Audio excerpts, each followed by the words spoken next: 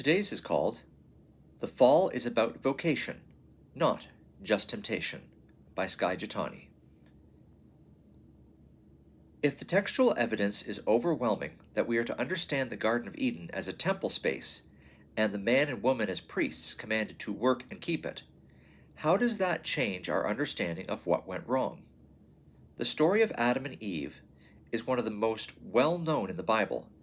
Even people who've never read a single chapter of Scripture know it, and most assume they know what it's about. In our hypersexualized pop culture, the story is usually interpreted as humanity giving in to physical temptation. In this view, the forbidden fruit is representative of all unsanctioned desires. Many Christian communities, perhaps in reaction to the hypersexualized pop culture, also take this view, and not without some support from the text itself. I heard this story taught many times as a young person, and the emphasis was often put on the woman's weakness. When the woman saw the fruit of the tree, that it was good for food and pleasing to the eye, and also desirable for gaining wisdom, she took and ate it. Genesis 3:6. This interpretation sees humanity's great failure as one of self-control. They could not resist the physical craving to taste something delicious. Their eyes were tempted, even seduced, by the beauty of the fruit. The story seems like a perfectly packaged warning for a youth ministry full of hormonal teenagers. The inability of people to control their physical desires is what ruined the whole world, and it will ruin your life too. Side note, I heard that a lot growing up.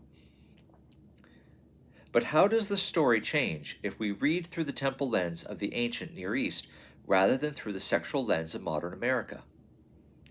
Remember, in Genesis 2, the man and woman are given the same command to priests throughout the Old Testament. They were to work and care for the garden.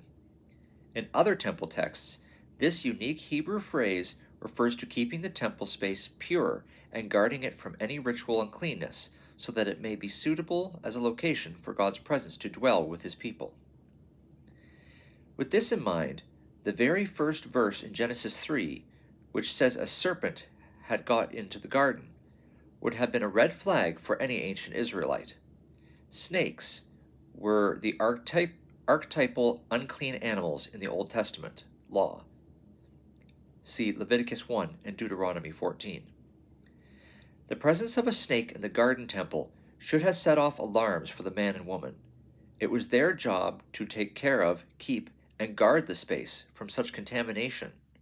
In other words, their sin didn't begin when they ate the fruit, but when they didn't immediately drive the snake out or alert God it was there.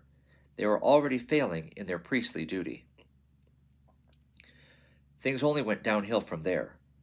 Did God really say, "You must not eat from any tree in the garden"? Through his lies, the serpent's uncleanness was allowed to spread. It infected and warped humanity's perception of God and his goodness, until he finally convinced them to abandon their priestly vocation.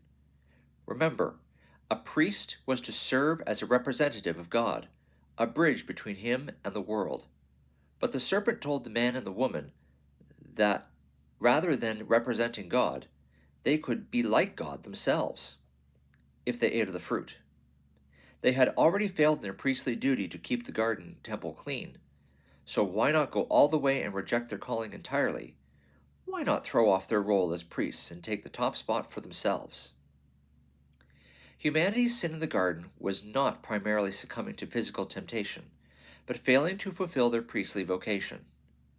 First, they did not keep impurities from entering the garden temple. Second, they allowed the contamination to grow until it tainted their vision of God. Until third, they were deceived into rejecting their vocation entirely by rebelling against God rather than representing him. Based on this understanding, repairing the effects of the fall means more than learning to control one's physical desires. It also means learning to take up and fulfill our human calling to faithfully represent God in the world once again.